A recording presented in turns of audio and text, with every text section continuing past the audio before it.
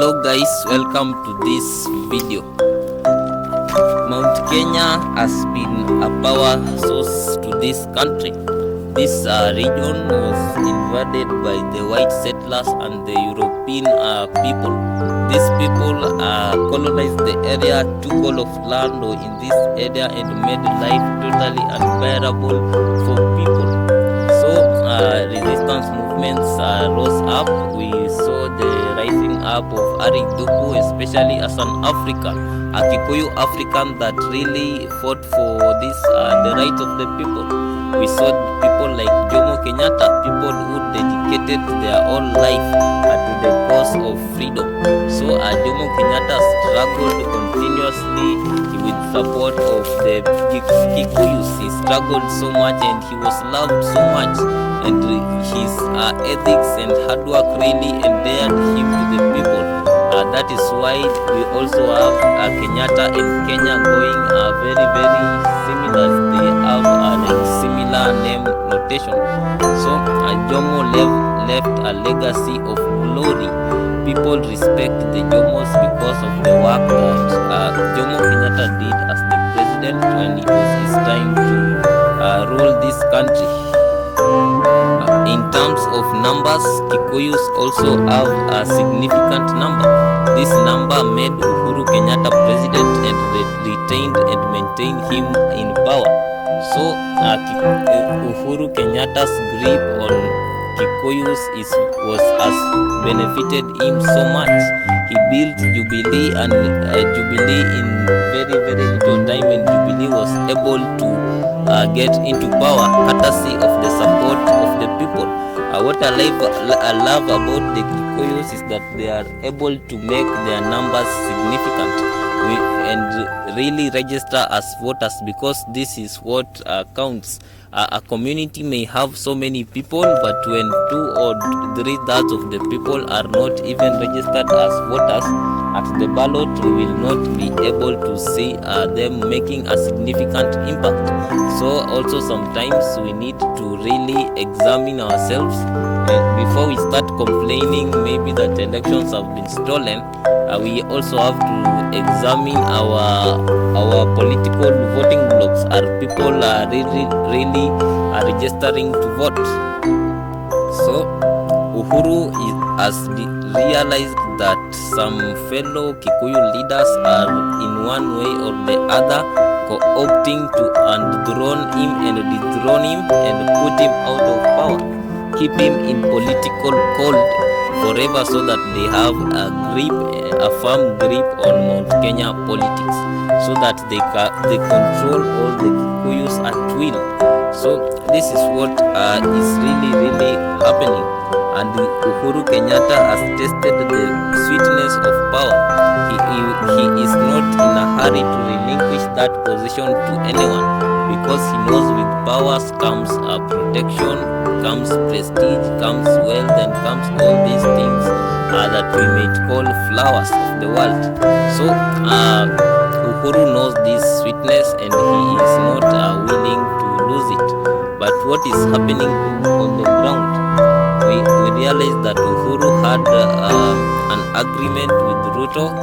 That agreement that Uhuru will rule for 10 years, then Ruto will follow. So Uhuru went against this agreement, and now he is paying the consequences. And one of the consequences is that Ruto, in bitter anger due to the handshake, he left and formed another political party. This left Jubilee half destroyed and only one of the core principles there. We also have to realize that Uhuru is not like Raila. Raila is a man who can even leave ODM today and tomorrow form another political party that has equal strength or more strength to ODM. So this Uhuru does not have that character per se.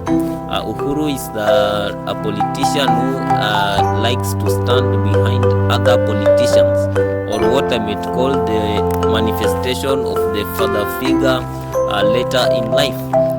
For example, if we re-examine the history of Uhuru Kenyatta, we find that Uhuru Kenyatta was the son of the first president of this country. So what does that do? That gives an individual a prestige position whereby the individual does not have to push himself so fast, so much that as other individuals, such as the likes of Ruto, who had to rise from poverty and learn some lessons along the way. So this simply means that Uhuru, without some other person who can really add to his political muscle, is totally insignificant. He will not be able to stand the force of self-made individuals such as the people like Gachaguas and such as Rutos and the Railas. It is very important that Uhuru identifies that father figure, that person that can really hold his hand up and reassure him, because this is something that is coming from earlier in life, or what we're going to call the earlier experiences of life.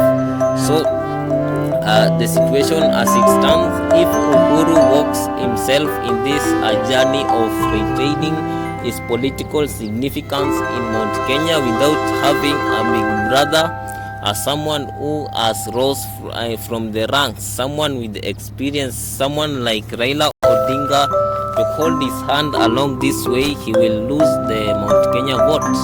That is the reality as it stands. So Gachagua is coming up with plans day and night of having the center of power, that is Mount Kenya, all to himself. The importance of this area is because we all know from the human nature that man is an animal with an satisfiable appetite. This means that man wants power after power, and this desire of power after power only terminates in death. So Gachagua on Saturday met some Kikuyu leaders and started as portraying Uhuru Kenyatta as the enemy, as someone who has really messed up with the long-standing unity of the Mount Kenya peoples. So this kind of speech only puts Uhuru in very, very negative and dark tones. We also have to realize even whether Gachagua is saying what is ethically right or wrong does not matter. What matters is that Gachagua is in power as the vice president of this country, and someone in power, the words of someone who is in power matter a lot. So this is something that we have to realize, that power makes things matter. And positions such as the vice presidency can really have a lot of impact, because Gachagua is respected and loved as someone who can confer benefits upon individuals. We also have to realize that when someone is powerful, most people follow you because of what you can give them, not because of genuine friendships. And Gachagua right now stands as a man who can reward men that follow him well. So it is very, very obvious that majority of people will follow him because of these causes. So Gachagua is someone who will not waste time in really making sure that he has the region all to himself. The advantage of that is that in the future he will be able to run for presidency successfully under the banner of one Mount Kenya vote. That will make him president very easily, except some other thing happens, such as Kikuyus get divided within themselves, and that in this I'm talking about the Dindinyoro influence. If Dindinyoro influence becomes so mighty, we may also see this kind of result coming up. But it is obvious and it should be expected. All politicians should expect this, and Uhuru Kenyatta will suffer severe and mighty betrayal from the region that he thought it was his. It is going to be very, very powerful betrayal, and this betrayal is going to come from none other than the Jubilee leaders. People whom he made who they are today are going to unmake him, and and that is one of the realities of life that somehow we have to live with. That sometimes people follow us not because of genuine friendship, but because of what we have at that moment. So this is a lesson that Uhuru will learn slowly as he continues to lose his grip upon Mount Kenya, unless he buys Gachagua and other Mount Kenya leaders and puts them behind him. But this will be difficult because it is very difficult to convince a man to follow you without offering anything, and this will only alienate the person. So even these leaders want to see a hope, they want to see a goal. For example, a goal, the only person who can make this happen is Raila, because Raila will promise, I will be president in future, and they will come flocking to him. But Uhuru cannot make such promises. So it is very tough, but it is the reality of what will happen. Uhuru will lose Mount Kenya, and that is just inevitable, because he will be unable to keep his political coins, because he is not saying he is going to be president. He is a retired president. Even Kanu right now is a shell of what it was. Kanu is a country that is a party that ruled this country for decades, but when once Moi left it just had to die. And so Uhuru has to really come up and realize that things in life have time. There is time for glory and there is time for ignominy, and this is the time for ignominy for him, because what will happen is Jubilee will get destroyed or other people will lead it. That is one of the things that will happen. So one of the wisest people say it is if it is ignominy and very shameful things, it's better to suffer shame in private, because bringing yourself to the public and really fighting for some wars that can never be won will only cause more shame and more problems. So it is very important that Uhuru finds a way to accept the fact that his presidency is over and Kenya must continue moving without him. This is the reality. He is an elder of the country. He should be somewhere sitting and giving wisdom to people, and not just being engrossed in political battles. If he wants to be in politics, he has many sons. One of his sons can groom one of his sons for political power. If it is capital, the guy has the capitation, he can finance his sons too, and his relatives can also join politics.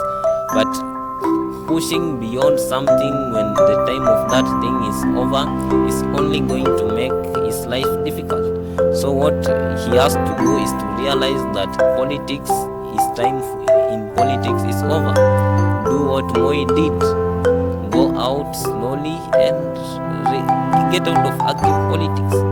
What also Kibaki did, you go out and get out of politics, because when you force it will not work. Thank you for watching this video. Like, share and subscribe.